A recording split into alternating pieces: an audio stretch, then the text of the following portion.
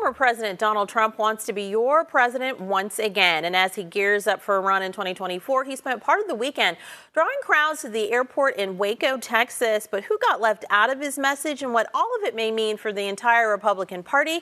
Raising eyebrows. Democratic consultant Ed Emerson and Republican strategist Tab Berg with me now live to discuss. Gentlemen, good morning. Good morning. Good morning. Tab, former President Trump started off this rally by playing a video of the January 6th attack on the U.S. Capitol, an event that was rooted in the belief that the 2020 election was flawed, was falsified because Trump did not win. There's been no proof of that. Multiple courts have found no evidence of it. What does it say to you that that is where our former president is kind of starting off his new run for the White House? Is that good for the country? Well, I don't know about that. I mean, certainly January 6th is something none of us should be lauding or praising. But this was just another rally of Trump being Trump. I mean, the people who love Trump are going to love him still, and the people who don't like Trump are going to not like him still. So I don't see it as having a giant impact. Ed, what's your opinion of the fact that this started off with this video and then also there was a January 6th choir singing, people who had been caught up in the investigation of that day singing as part of this video? Well, it's theater, and that's what the former president is really good at. This rally actually started with Ted Nugent accusing Zelensky of being a raving homosexual Nazi. That's how this rally started. Ted Nugent got a few words in. It's the same tired tropes. It's the election was stolen.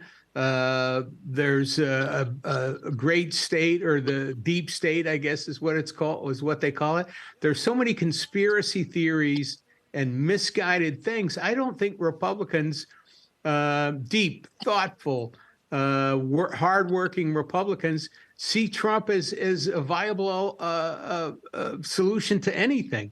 It's the same grievances. He's angry at everybody.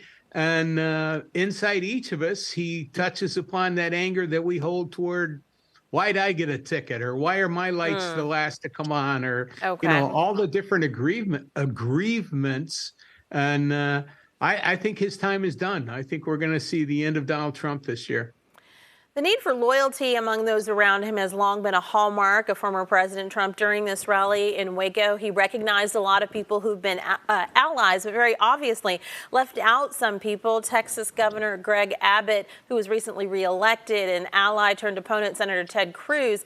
Ed, if this whole run gets based on blind loyalty again instead of policy or ideas, kind of where does that leave us? Well, the idea of loyalty in politics is who's going to do something for you without having to ask twice. I mean, that's always kind of the key.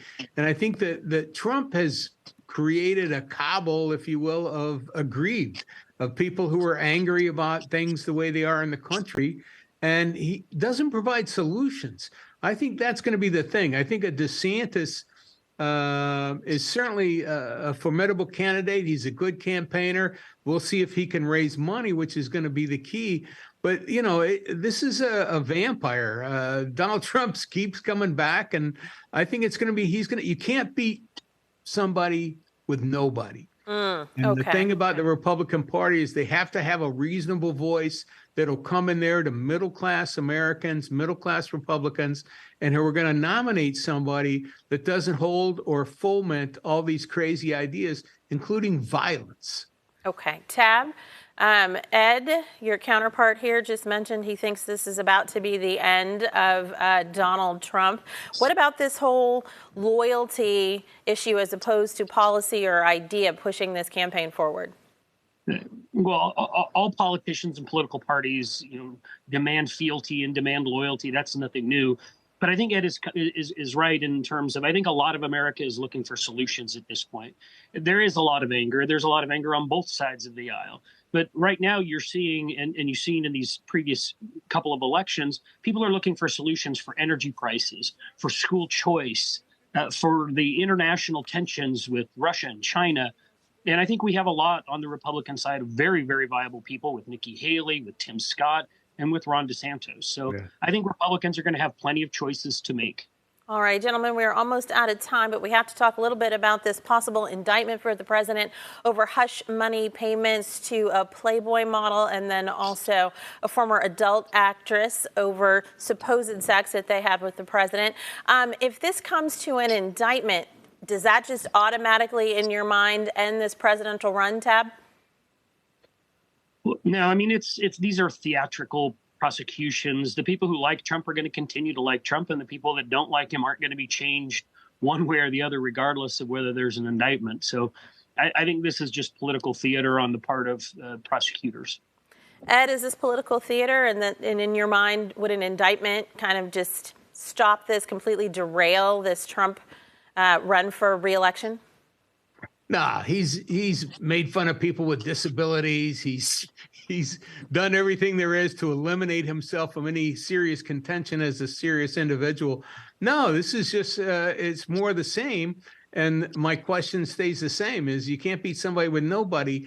We have to have someone that steps forward and comes through the election. Listen, there's 6 more people in Ohio or wherever the shooting was today that are going to come home to missing their family. People are gone. People are dead. 3 small children died today. We need to do something.